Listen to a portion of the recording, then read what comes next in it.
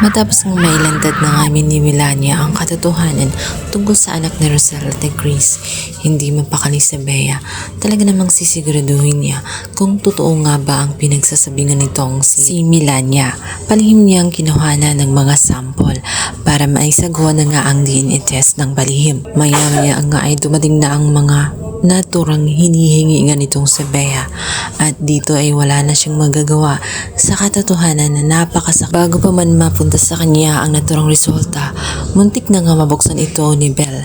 Mabuti na lamang at bigla siyang dumating at agad na nabasa kanya ang naturang result na ikakagambal niya. At talaga palang totoo ang mga pinagsasabihan nitong si Melania dahil napatunayan niya sapagkat 99% magkamatch nga itong si Belle at itong si Chris. Walang nagawa si Bea kundi mapaiyak na lamang at mapaluhod sa sakit na kanyang nararamdaman. Pinagmukha siyang tanga ni Chris at wala siyang kamalay-malay. Lumaki si Belle dahil iniisip niya na ito'y ampon galing sa ibang tao. Subalit ito'y dugot laman pala ni Chris at anak nito sa ibang babae. Dahil sa masakit na katotohanan yun ay nagwala itong si Bea na pasigaw siya ng malakas. Nagtataka na lamang itong si Belle dahil sa kakaibang kinikilos ng kanyang inainahan na si Bea. Hindi ito lumabas, kaya naman agad niya itong kinatok dahil sa sobrang pag-aalala. Maya-maya nga ay pagbuksan siya nito, ngunit ikakagulat niya ang kakaibang kinikilos nga nito nga si Bea sa kanya, kung saan bigla na lamang siyang pinagsasampal. Agad naman siyang pinakalma ni Malu. Ang iniisip ni Malu ay intindihin at unawain na lamang. Maaring nadaan lamang sa pagsubok at sa depresyon itong si Bea.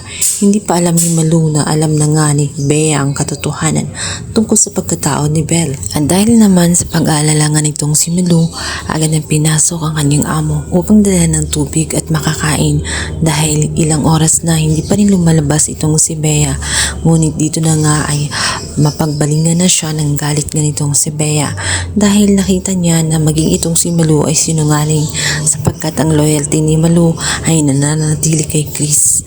Alam na niya ang katotohanan at kahit ano mang pagdidinay nga nitong si Malu ay wala na siyang magagawa sapagkat sinabi na ni Bea at nakita nga niya ang naturang DNA test. Wala nang puwang para magsinungaling sa kanyang harapan at sa galit nito pinagsasampal niya itong si Malu at sinasaktan. Kaya naman sa takot ni Malu, kahit gusto pa niyang magpaliwanag ay niligtas na lamang niya ang kanyang sarili.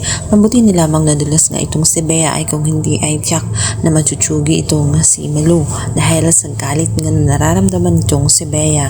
Samantalang agad niyang kinausap itong si Melania, may naisip siya at para nga makaganti itong si Bea, naisip nito na walang ibang paraan para makaganti nga siya dito kay Chris dahil nga sa hawak niya ang alas nga na ito nga si Belle. Maaaring niya itong paggantihan na tiyak